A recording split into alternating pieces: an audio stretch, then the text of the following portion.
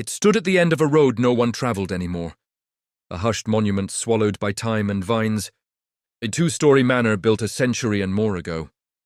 The house bore the weight of 120 years of silence, its broken windows staring outward like the hollowed eyes of a forgotten sentinel. Ivy cascaded down its weathered walls like a funeral shroud, wrapping itself tightly around stone and timber, as if the earth itself had claimed ownership. People in the nearby village spoke of it in whispers, their words carried with unease as though saying too much might awaken something within its rotting bones. Children dared each other to run to the porch and touch the door, but few ever crossed the threshold. Old men told stories of its last master, a man of nobility, service, and honor, who vanished one storm-drenched night and was never seen again. His house, they said, had been cursed by his unfinished duty.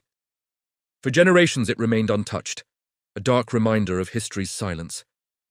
But then, one summer, 4 young men arrived, ordinary laborers with calloused hands, their only wealth being their willingness to work. They were not historians, not seekers of ghosts, but something in the sight of that great, dying house stirred them. They felt pity, perhaps, or maybe a faint pull of destiny. So they resolved, without promise of payment or recognition, to bring it back to life. The work began with silence. They cut back the weeds, the vines, the choking wilderness that had made the mansion its throne. With each strike of the machete and swing of the axe, the air seemed to shift, lighter, though carrying with it a chill, as if unseen eyes were watching. The grand iron doors creaked open for the first time in decades, and dust billowed like ash. Inside, the air was thick, musty with old wood and mildew, yet beneath it lingered the faint scent of something noble, something enduring, like candle wax long extinguished but still remembered by stone. In the main hall they found a staircase, its banister broken but proud, leading up into shadows. Cobwebs laced the ceilings. Portraits hung crooked with faces faded into obscurity, yet there was no mistaking the architecture. This had once been a place of dignity. The 4 men worked tirelessly, scrubbing, hauling, repairing. Their sweat fell into the cracks of the floor, as though paying tribute to the house itself. On the 3rd day, while clearing the debris of a collapsed study, one of them unearthed a leather-bound book. Its pages were fragile, ink faded, yet legible enough. It was a journal, and in that journal was the voice of the man who had built the house. "I did not raise these walls for myself," one passage read, "but for those who will come after. If the day should come when this house is abandoned, let those with courage restore it. In this way, my honor shall not fade into dust." The men read those words in silence, each of them moved by the weight of them. This was no mere house. It was a vessel of memory, of a man's honor reaching beyond his death. And as they continued their work, strange things began to happen. At night, when the tools lay still, they heard soft footsteps echo on the staircase. The whisper of a man's sigh seemed to linger in the hallways. But the sounds were not threatening. Rather, they were like prayers of gratitude carried on the wind. One of the men swore he saw, for just a moment, a figure standing in the window of the upstairs hall, a man dressed in old-fashioned attire, his eyes solemn, but his expression proud. When at last the work was done, the vines were gone. The windows gleamed again, and the house, though scarred by time, stood noble once more. They gathered in the main hall. The silence that filled the air was no longer heavy but peaceful, as though the house itself had exhaled after a century of holding its breath. And in that stillness, a faint voice seemed to whisper from nowhere and everywhere at once, "Thank you." The men left without riches, without glory, but with the unshakable knowledge that they had restored, not just wood and stone, but a man's honor, a legacy that time itself had tried to erase. And for the villagers, the house was no longer a place of fear. It became a symbol, a reminder that even the forgotten can rise again, that mystery does not always conceal terror, but sometimes hides the most sacred of truths. That honor, once given, can outlast even death. The villagers thought it strange that the 4 young men had not asked for payment. No one gave freely of their time anymore, and yet these strangers had labored day after day, restoring a house that was not theirs. Some said it was charity. Others whispered it was obsession. But the truth was far more complicated. For even after the vines had been cut and the walls revealed, the men did not leave. Something held them there. Perhaps it was the journal, the voice of the master who had written of honor and unfinished duty. Or perhaps it was the way the air in the house seemed to change as they worked. Heavy at first, suffocating, then gradually lighter, as if each stroke of the brush and hammer was peeling away not just dust, but sorrow. It was on the 7th day that they discovered the second secret. In the west wing of the house, hidden behind a false wall, they uncovered a narrow passage. The bricks were uneven, as though laid in haste, and when they pried them loose, they revealed a stairwell descending into the dark earth. The men lit their lanterns and descended cautiously, each step groaning beneath their weight. The passage smelled of damp stone and secrets too long buried. In the bottom was a chamber, small but purposeful. Inside were shelves, and on the shelves, boxes wrapped in oilskin.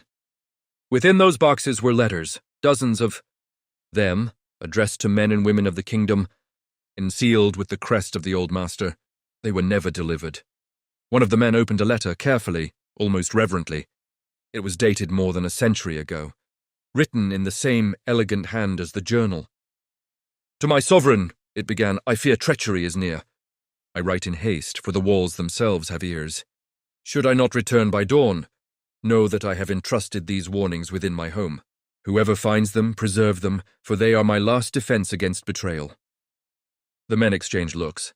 The old stories of the nobleman's disappearance, vanishing on a storm-wrought night, suddenly felt less like myth and more like conspiracy. He had not merely disappeared. He had been silenced. As they read more, a picture began to form. A man who had served with loyalty, who had uncovered secrets dangerous enough to seal his fate. The honor he clung to, the house he built, it was not just a home. It was a vault for the truth. The men felt a shift in the air, as if the house itself was listening. For the first time, they realized their labor was more than restoration. It was guardianship. They were the keepers now, inheritors of a duty that had been buried for over a century.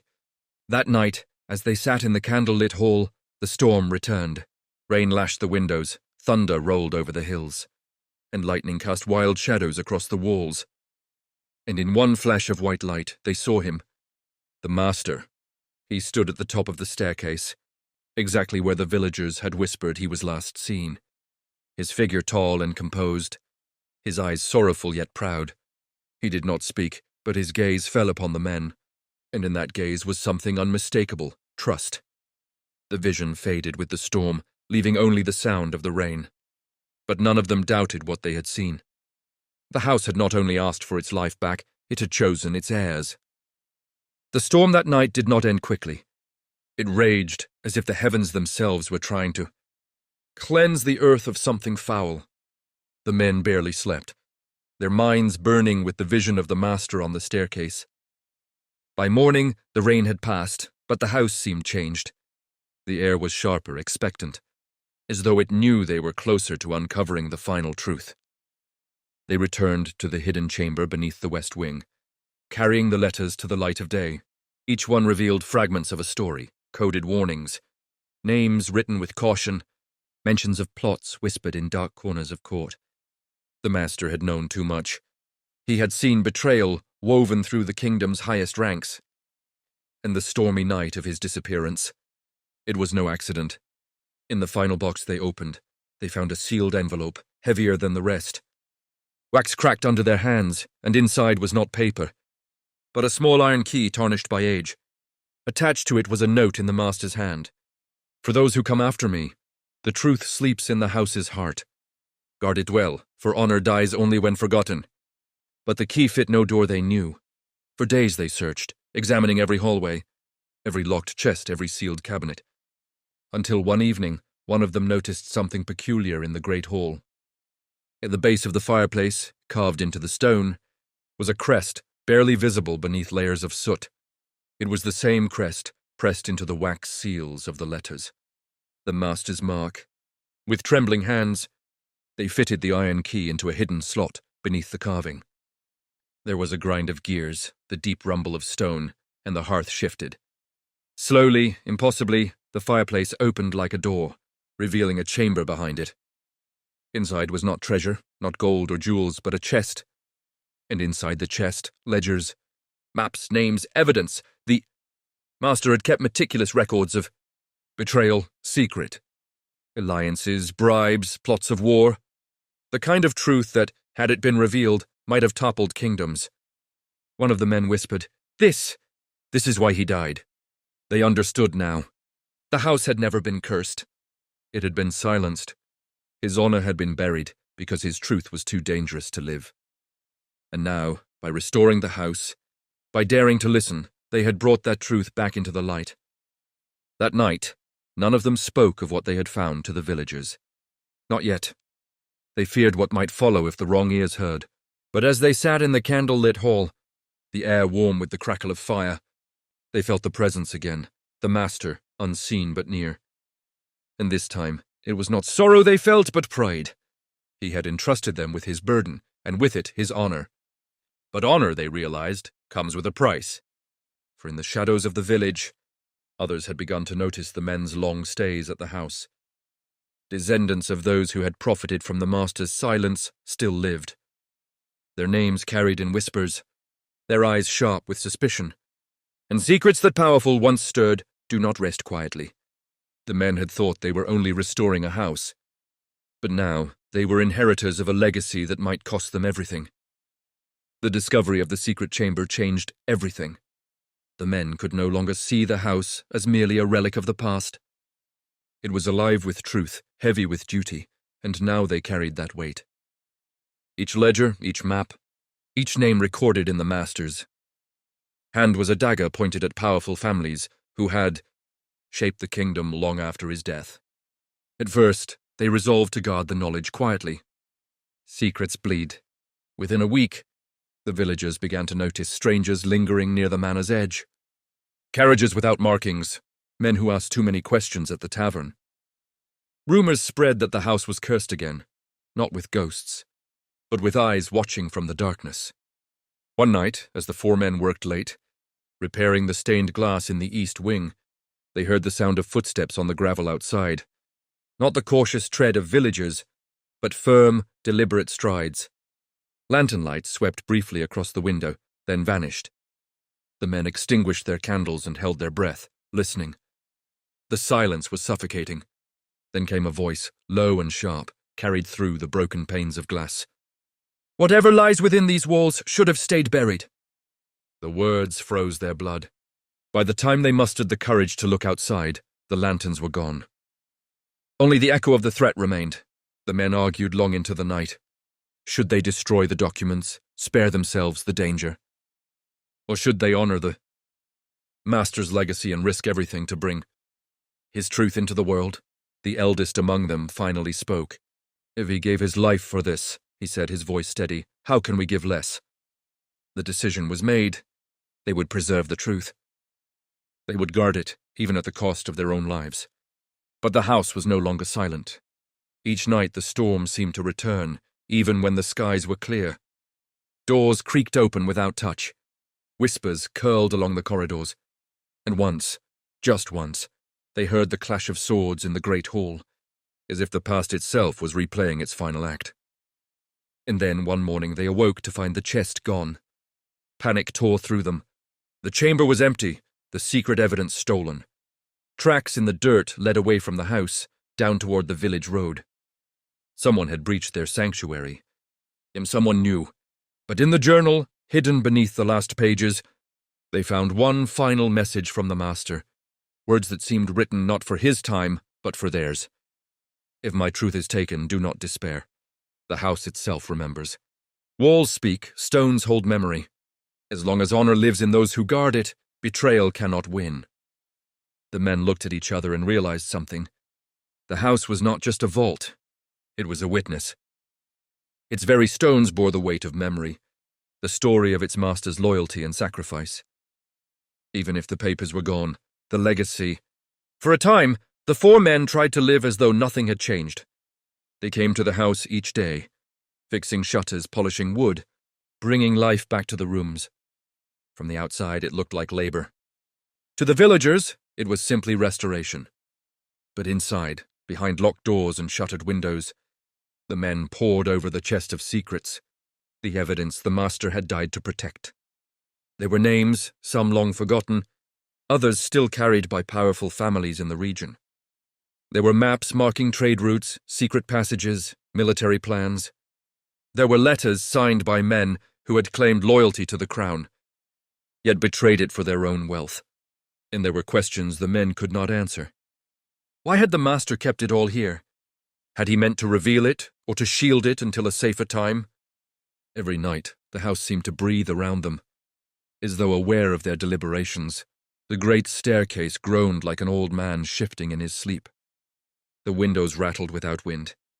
Once, when one of them spoke aloud the name of a family marked as traitors in the records, the candle nearest to him extinguished itself with a hiss. The house seemed to warn them, choose your steps carefully. Yet fate rarely waits. One evening, as they left the house for the village, they noticed two figures lingering near the gate. Strangers, or so they appeared.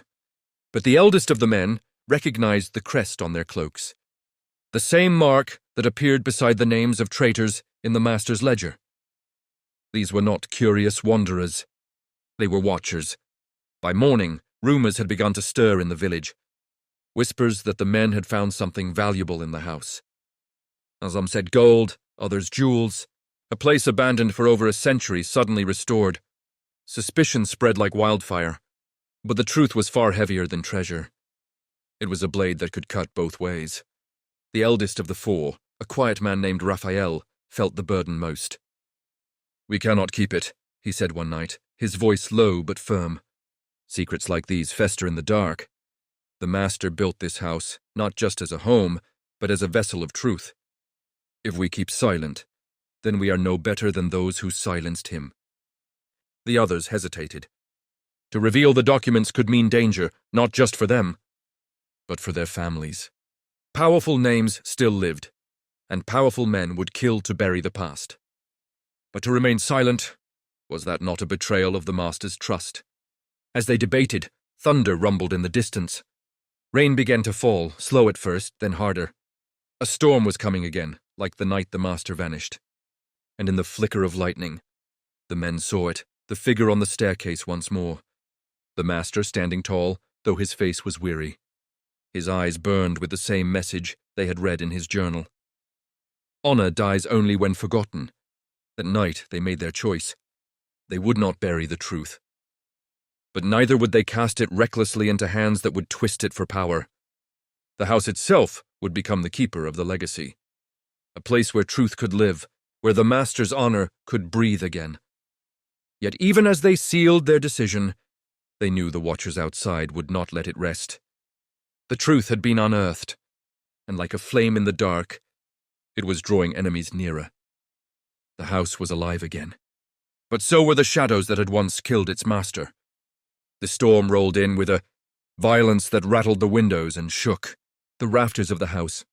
Lightning painted the walls in stark flashes, illuminating the four men as they gathered in the grand hall around the chest of secrets.